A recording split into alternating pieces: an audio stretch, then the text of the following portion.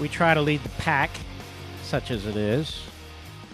Sometimes when we don't try to, we still do. And so I could sit here and go on and on about that ad, which we've discussed at length. As a matter of fact, the CNN story was broken on talk radio right on my program in the middle of the show. But that's what we do. And I will talk about that ad in the second hour, I believe, but not in a way that you might expect.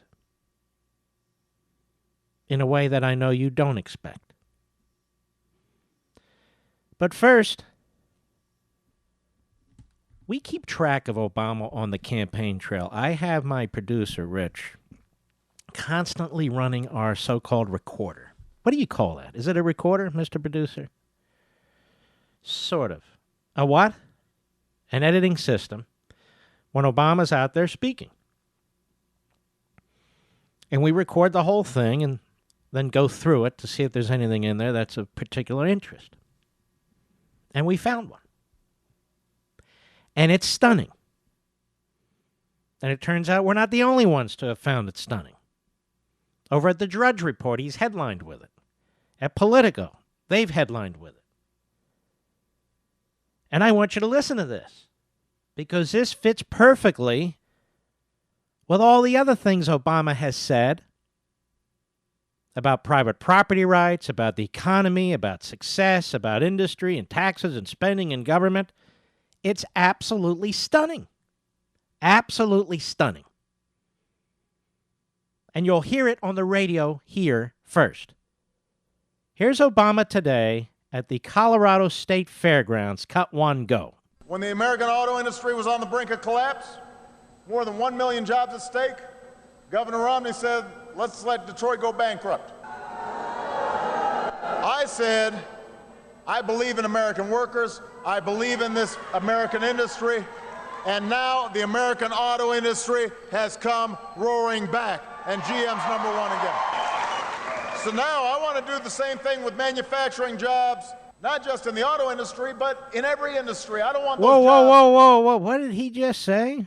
So now I want to do the same thing with manufacturing jobs, not just in the auto industry, but in every industry? I want to do the same thing with manufacturing jobs, not just in the auto industry, but in every industry? You mean nationalize them? In essence? Put government officials, government-chosen executives in place? Buy equity positions in these companies with our tax dollars? Spend hundreds of billions of dollars, costing us hundreds of billions of dollars? Is that what he wants to do? Every failing industry? Well, now, ladies and gentlemen, I think this is worth our focused attention, don't you? Now, first of all, it's about time we get this issue of GM and Chrysler straight.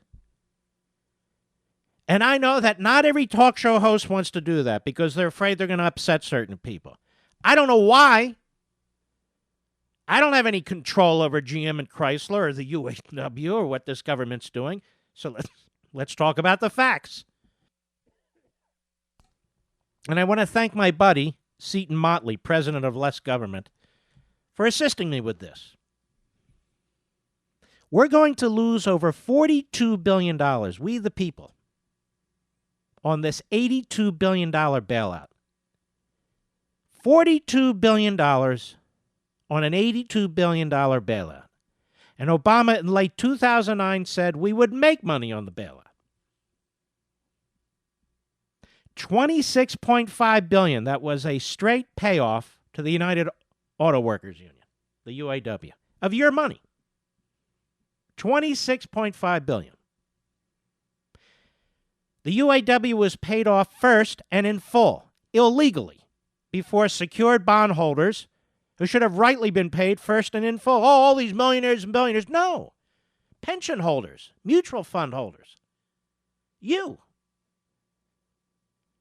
And it was incredibly disruptive and damaging to the entire bond market. GM subsidiary Delphi's non-union employees, meanwhile, saw their pensions cut by up to 70% because they were non-union. We are still stuck with 500 plus million shares of GM stock. And for us to break even, they have to be sold at $53 per share. They debuted post-bankruptcy at $33 per share. They're now $20 per share. That's setting us up for more than another $16 billion in losses just in stock. Obama allowed GM to illegally carry forward through bankruptcy $45.4 billion in losses, which will cost we, the taxpayers, $18 billion in lost tax revenue. In other words, what bankruptcy is intended to do, it wasn't able to do in this case, as it does in every other case. No renegotiation of employee contracts, for example. The $82 billion GM Chrysler bailout was supposed to, quote, create or save, unquote, American jobs. It killed 100,000 jobs right out of the gate with the ideological closings of car dealerships. Obama and GM copped to only one Chevy Volt fire, by the way. The Chevy Volt, a complete disaster. Dangerously rabbit-holing at least 5 fires and a whole host of attending Volt charging problems that have not yet been adequately explained. The Volts cost $41,000 to make, and they sell for $41,000. It's a non-profit vehicle. But it does cost we, the taxpayers, $7,500 per car in bribe money. I mean incentives. In Obama's last unanimously rejected budget, he wanted to up that to $10,000 per car to get you to buy a Volt. And speaking of those tax breaks for purchasers and consumer incentives, as of November of last year, that tally all by itself was $250,000 per Volt. In other words, subsidizing. Now, our buddy John Lott over at National Review 2 months ago, he broke it down this way. The money the government spent adds up quickly. $50 billion in TARP bailout funds. By the way, this was started by George W. Bush. Just so you know, he laid the groundwork for this. But like everything else, Obama takes it and runs with it. So $50 billion in TARP bailout funds. This is your money. A special exemption waiving payment of $45.4 billion in taxes on future profits. Did you know that? They're exempt. An exemption for all product liability on cars sold before the bailout. $360 million in stimulus funds. And that $7,500 tax credit we talked about to buy the Chevy Volt. Now, what about Obama's boast today about saving 1 million jobs? The million jobs contention is a stretch. Before filing for bankruptcy in July 2009, listen to this. GM had 91,000 employees in the United States. Now, you can reach a 400,000 total by assuming that all of GM's jobs, as well as all the jobs of its parts suppliers and car dealers, would have been lost all at once. Last year, employment in the entire automotive industry in the U.S., that would include Ford, Toyota, and all the other companies and their suppliers, in addition to GM and Chrysler, was only 717,000. So how did he save 1 million jobs? Or as he likes to put it, over 1 million jobs. And Obama's economic advisors told him during an April 2009 meeting that job losses in the auto industry would be only a fraction, 10 to 20% of the numbers that he was using, even for the much weaker Chrysler. The advisors reported the obvious. Bankruptcy would not kill all jobs at GM. And even with cutbacks, suppliers would pick up other work. But Obama keeps using the numbers that his own advisors told him were wrong. Even saving 20% of the 400,000 jobs comes at a very high cost. $780,000 per job. Thank you, Mr. and Mrs. Taxpayer. How many workers would have been willing to quit working for GM for a $400,000 severance payment? Have you ever thought about that? So the bailout, ladies and gentlemen, has been a disaster for you. A disaster. The company is still, in essence, bankrupt, except for the fact that we're funding it, except for the fact it's tax exempt, and I could go on and on.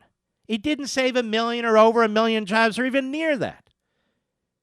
And if you go through normal bankruptcy, which he would not allow the UAW and others to go through, a lot of this would have been resolved already without this enormous infusion of your tax dollars. And so when Obama says that this is an example of what we should do with other industries, number one, if that's not a statement of post-constitutional violations of private property rights, then I don't know what is. Throwing out our bankruptcy laws, the government taking over industries, the government protecting the employees it wants to protect, punishing the employees it doesn't care about.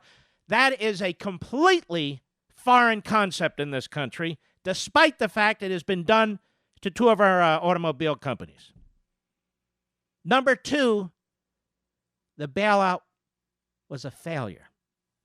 I know some people are saying, no, I never heard that. That's not true. Because these myths go on and on and on. We are owed $40 billion. Where is it? It's gone. And these companies are no better off. They're still weighed down by bad decisions in the past. Now, that's a fact. Some people may not like it, but it's a fact. And the other fact is, you have a president today who's campaigned, let's get that audio, Mr. Producer, saying something that should cause you to shudder. Cut one, go. When the American auto industry was on the brink of collapse, more than 1 million jobs at stake, Governor Romney said, let's let Detroit go bankrupt. I said, I believe in American workers, I believe in this American industry, and now the American auto industry has come roaring back, and GM's number one again. So now I want to do the same thing with manufacturing jobs, not just in the auto industry, but in every